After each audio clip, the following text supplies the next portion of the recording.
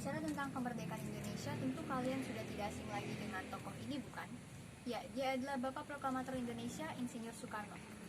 Namun, apakah kalian tahu ternyata di balik perjuangannya ada sosok perempuan tangguh yang setia mendampinginya loh, namanya Inggit Garnasih.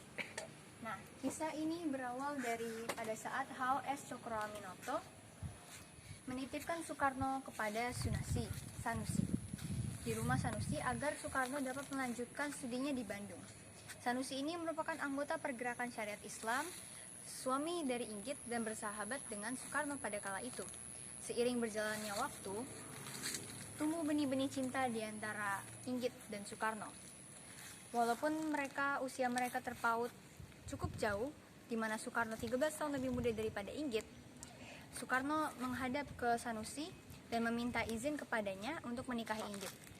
Tentu Sanusi terkejut, namun setelah dia telaah lagi, ia akhirnya menerima. Dia membuat perjanjian dengan Soekarno, jika dalam rentang waktu 10 bulan ia menyia-nyiakan dan menelantarkan Inggit, maka Soekarno harus mengembalikan Inggit kepada Sanusi. Tentu hal itu tidak terjadi. Lanjut pada tahun 1923 hingga 1926, Inggit terus mendorong Soekarno untuk melanjutkan studinya hingga menjadi insinyur.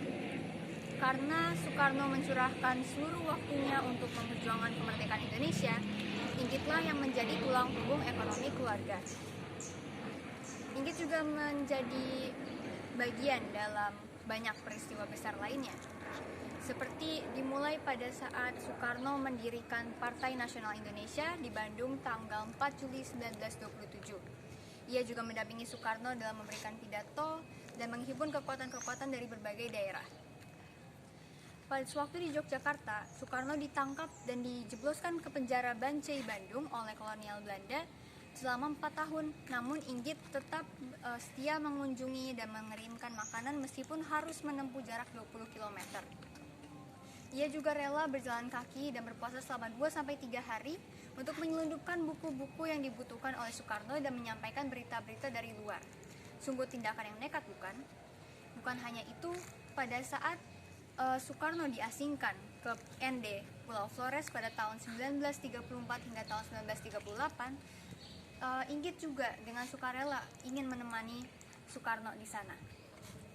Segala kesedihan dan tekanan psikologis yang terjadi dan diderita oleh Soekarno tidak menyurutkan cinta Inggit kepadanya. Inggit selalu menghiburnya dan menemaninya serta mendampinginya dan juga berusaha untuk membangkitkan kembali semangat juangnya Soekarno. Nah, pada saat setelah mereka diasingkan ke ND, Soekarno dan keluarga dipindahkan ke pengasingan Bengkulu pada tahun 1938 hingga tahun 1942. Pada saat inilah ujian yang sebenarnya terhadap pasangan ini terjadi. Seolah-olah melupakan semua suka dan duka yang dilewati bersama Inggit.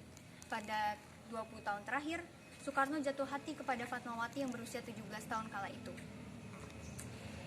Soekarno akhirnya meminta izin kepada Inggit untuk menikahi Fatmawati.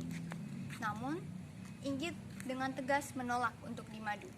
Ia akhirnya harus merelakan Soekarno, dan pada tahun 1943 ia bercerai dengannya dan kembali ke Bandung.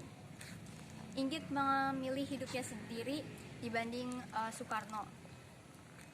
Ia pun wafat nanti pada tanggal 13 April 1984. Sampai saat ini Inggit tetap dikenang sebagai pahlawan yang berjasa di balik layar dalam memperjuangkan kemerdekaan Indonesia.